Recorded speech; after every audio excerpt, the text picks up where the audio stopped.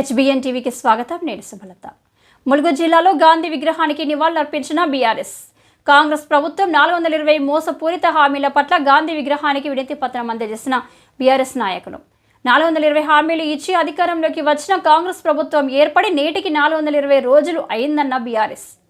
కాంగ్రెస్ ప్రభుత్వం సద్బుద్ధితో ప్రజలకు ఇచ్చిన హామీలను నెరవేర్చాలన్న బీఆర్ఎస్ నాయకులు.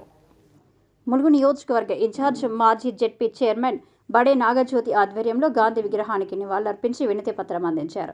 ఈ సందర్భంగా బడే నాగజ్యోతి మాట్లాడుతూ కాంగ్రెస్ ప్రభుత్వం హామీలు ఇచ్చి అధికారంలోకి వచ్చి నేటికి 420 రోజులు అయిందన్నారు. ఎన్నికల్లో 420 హామీలతో పాటు 6 గ్యారంటీలను కాంగ్రెస్ ప్రభుత్వం ఇప్పటికైనా సద్బుద్ధితో ప్రజలకు ఇచ్చి నెరవేర్చాలన్నారు. ప్రజాపాలన, గ్రామ సభల పేరుతో ప్రజలను మోసం చేస్తూ సంక్షేమ పథకాలను అమలు చేయకుండా కాంగ్రెస్ ప్రభుత్వం అధికారులను, ప్రజలను తప్పుదోవ పట్టిస్తుందని మండిపడ్డారు. పథకాలు అమలు చేస్తున్నామని చెప్తూ స్థానిక సంస్థల ఎన్నికలకు సిద్ధమవుతున్న కాంగ్రెస్ పార్టీకి ప్రజలు ఓట్లు వేయకుండా బుద్ధి చెప్పాలన్నారు. పూలమాల వేసి నివాళులర్పించి ప్రభుత్వం ఏర్పడి అధికారంలోకి వచ్చి 420 రోజులు అయిన సందర్భంగా వాళ్ళు అధికారంలోకి రావడానికి 420 హామీలను ఇచ్చి ఈ రోజుకి 420 రోజులు పూర్తయింది. అలాగే గాంధీ గారి యొక్క వర్ధంతి కూడా ఈ రోజే రావడం, ఈ సందర్భాన్ని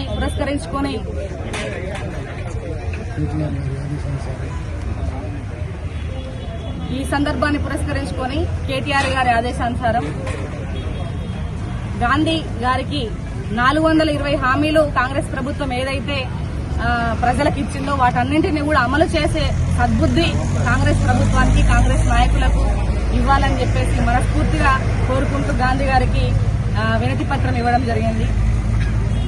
గాంధీ గారు సత్యం, నీతి, నిజాయితీ ఇవన్నీ ఎలా పాటించిండ్రో వారి యొక్క నకిలీ గాంధీలు కూడా, ఆ నకిలీ గాంధీలకు కూడా పూర్తిగా సద్బుద్ధి కలగాలనని, ప్రజలకు ఇచ్చిన హామీలు నెరవేర్చాలని చెప్పేసి ఈ సందర్భంగా నేను కోరుకుంటా ఉన్నాను.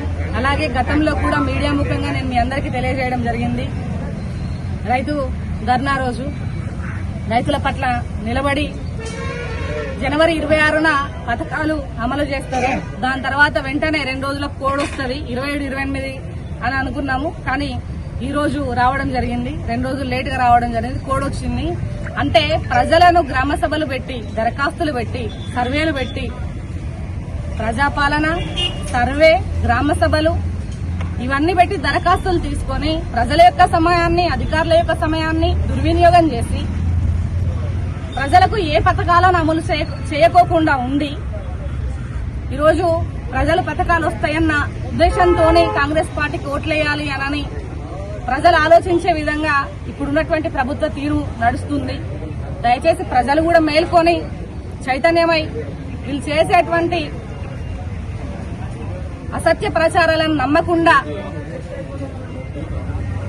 వాళ్ళు అమలు చేయని, అమలుకు నోచుకునేటువంటి పథకాలను నమ్మి మీరు వాళ్ళకు ఓట్లేయొద్దని చెప్పేసి, కాంగ్రెస్ పార్టీకి ఓట్లేయొద్దని చెప్పేసి ఈ సందర్భంగా నేను మీ అందరికీ విన్నవించుకుంటా ఉన్నాను.